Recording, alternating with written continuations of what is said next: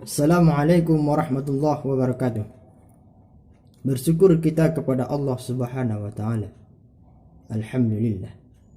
Bersalawat kepada Nabi Muhammad sallallahu alaihi wasallam. Allahumma salli ala sayyidina Muhammad wa ala ali sayyidina Muhammad.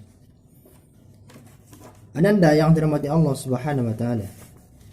Di pagi hari ini marilah kita bersama-sama memanjatkan rasa syukur kita kepada Allah yang telah memberikan kepada kita karunia, nikmatnya yang tak terhingga, kasih sayangnya kepada kita.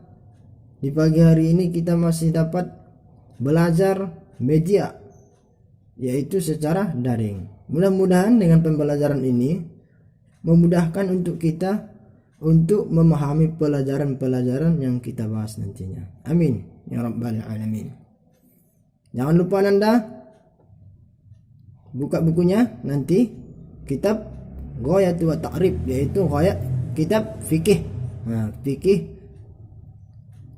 nanti di dalam kitab itu akan kita terangkan penjelasan-penjelasannya. Jadi sebelum kita kembali kepada pelajaran Anda semua yang dirahmati Allah Subhanahu wa taala, ada baiknya Ustadz akan memperkenalkan diri terlebih dahulu. Nama Ustadz Ahmad Bahri, ya. Tulis nanti kalau lupa, nama Ustadz Ahmad Bahri. Dan Ustadz alhamdulillah sudah selesai STAPIK. Kalau Anda tahu, kampus STAPIK itu yang berada di Jati. Itulah sekedar pengawalan kita Anda semua. Bila nanti ada Anda semua pelajaran-pelajaran kita itu, pelajaran fikih kita kurang tepat atau bagaimana menurut Anda atau kurang pas, baik itu terjemahannya, silahkan nanti hubungi Ustadz ke nomor WA Ustadz. Ustadz insyaallah akan siap menerima atau teleponan dari Anda semua, akan Ustadz layani nanti insyaallah.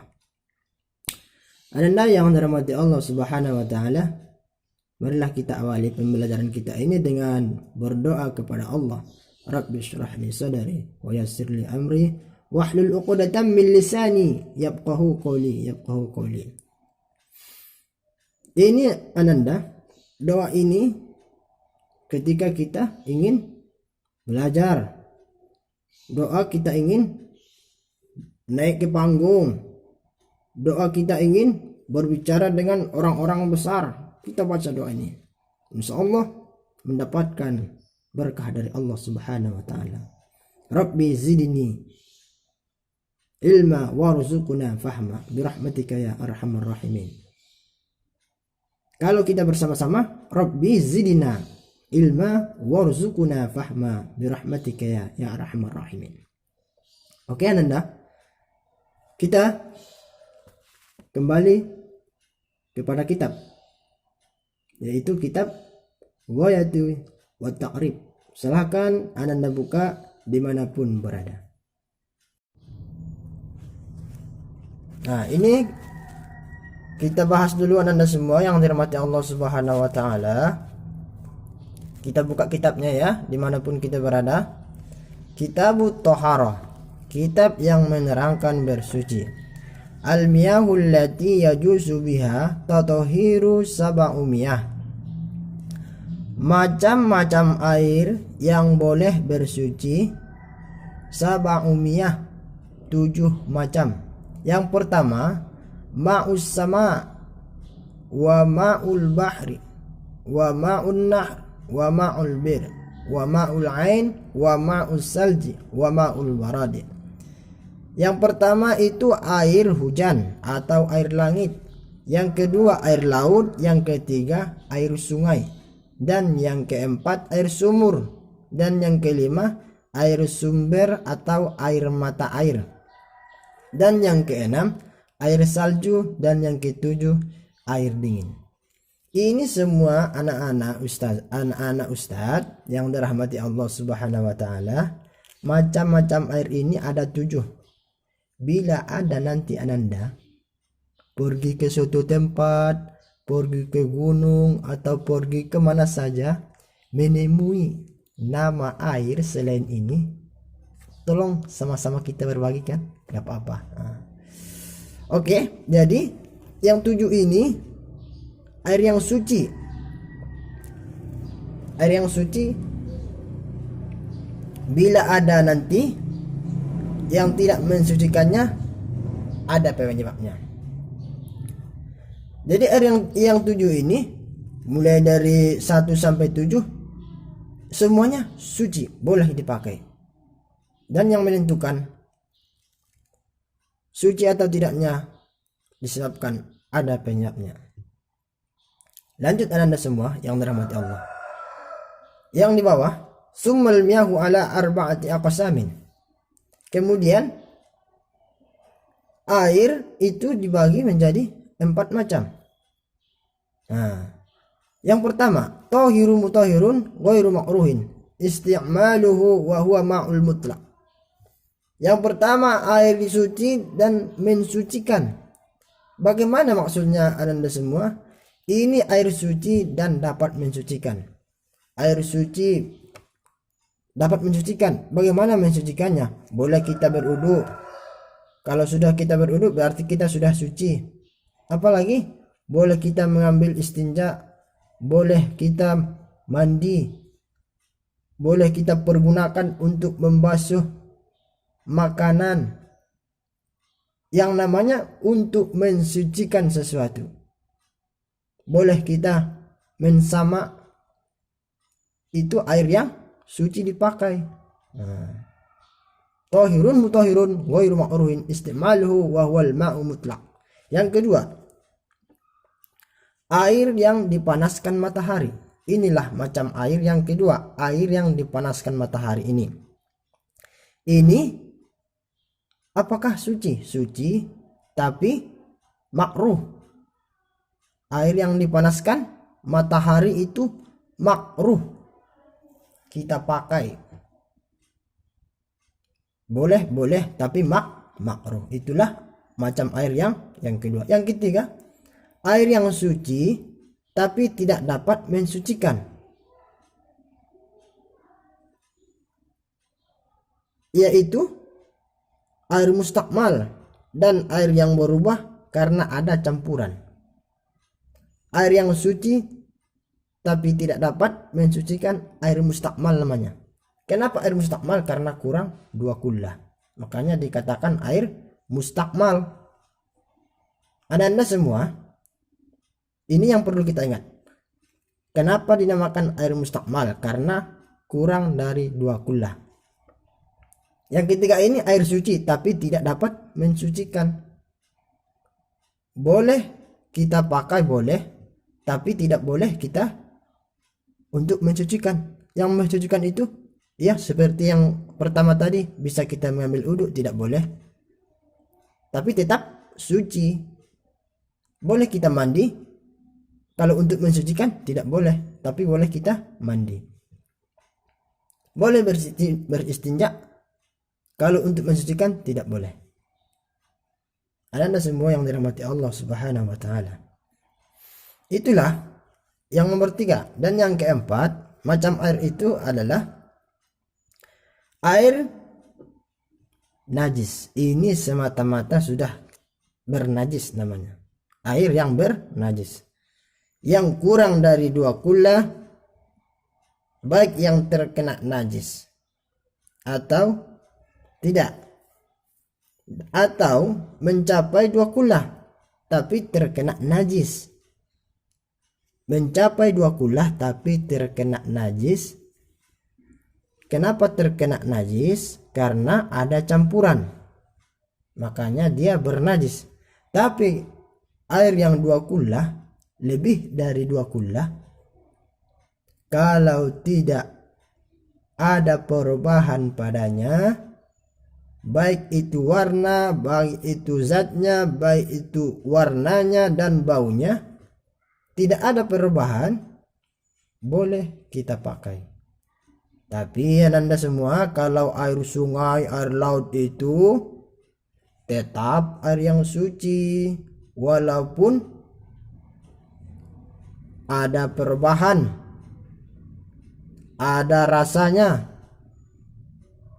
tapi itu air laut tetap suci. Anda yang dirahmati Allah Subhanahu wa taala. Kembali kita ke atas. 1 sampai 4 ini adalah macam-macam air yang dapat kita ambil. Apakah air itu boleh dipakai bersuci atau tidak bersuci? Apakah selama ini kita sembarangan memakai air? Sudah dipakai kawan kita berwudu, kita pakai lagi, apakah itu boleh? Tentunya tidak boleh. Sudah dipakai kawan kita, saudara kita bersuci, kita pakai lagi, tentunya tidak boleh. Ananda yang dirahmati Allah Subhanahu wa taala. Apalagi bekas cucian orang lain.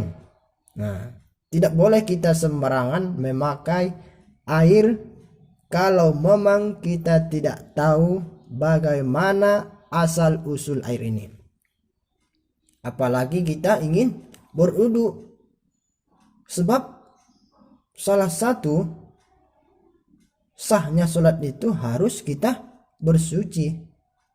Kalau kita tidak bersuci, kalau kita tidak beristinja, kalau kita tidak baik berwudunya, airnya juga tidak baik, tentunya sholat kita juga belum sempurna Anda.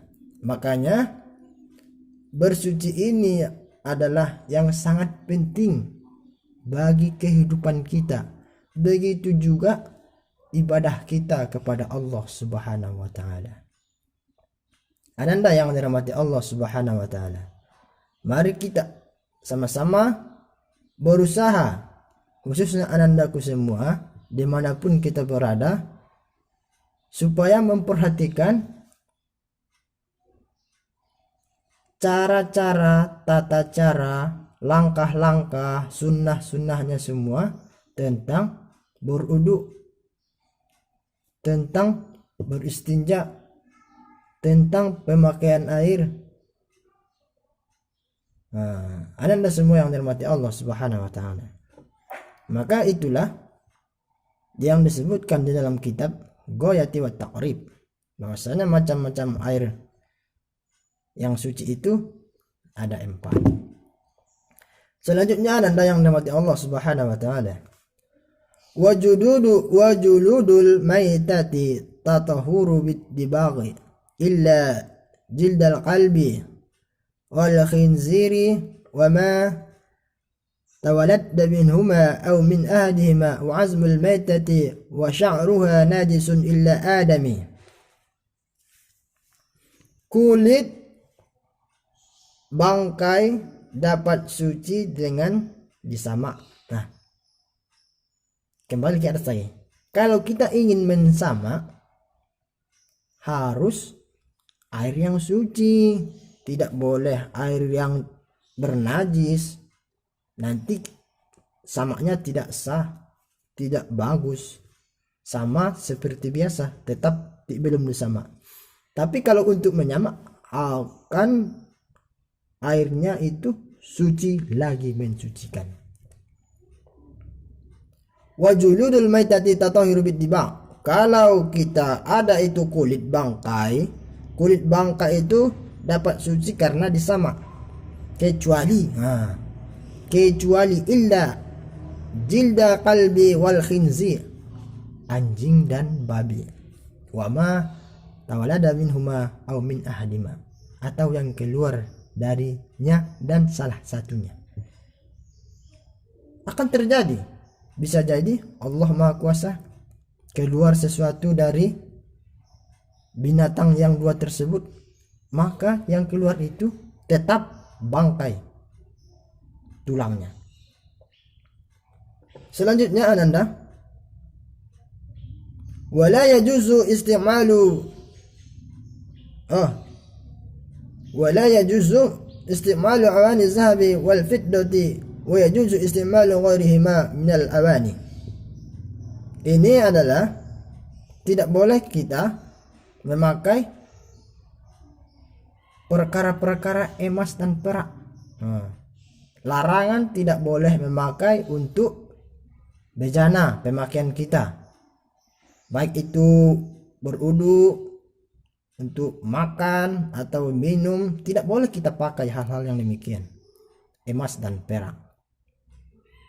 Ananda yang dirahmati Allah Subhanahu wa taala. Mungkin sampai sinilah yang dapat Ustadz sampaikan di pagi hari yang berbahagia ini. Mudah-mudahan ananda semua mudah memahami dengan penyampaian Ustadz ini. Bila ada ananda semua kurang jelas atau kurang tepat, silakan hubungi Ustadz ke nomor WA Ustadz nantinya. Boleh ananda semua menyampaikan hal-hal yang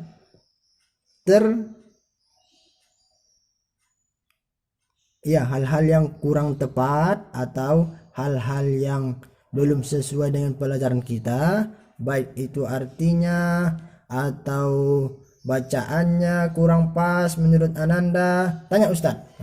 Nanti Ustadz akan memberikan arahan-arahan di lain hari nantinya. Oke ananda semua, jangan lupa tugas ananda, kita membuat resume ya, kirim ke WA Ustadz. Nanti kalau sudah dikirim, tulis namanya. Contohnya ini tugas si A, ini tugas si B, dan selanjutnya kirim ke nomor WA Ustadz. Mudah-mudahan di pagi hari ini kita mendapatkan ridho dari Allah Subhanahu wa taala. Mari kita sama-sama berdoa. Mudah-mudahan dengan doa kita yang awal dan yang akhir ini dirahmati Allah Subhanahu wa taala. Banyak maaf ananda semua yang dirahmati Allah. Wabillahi taufiq wal hidayah. Wassalamualaikum warahmatullahi wabarakatuh.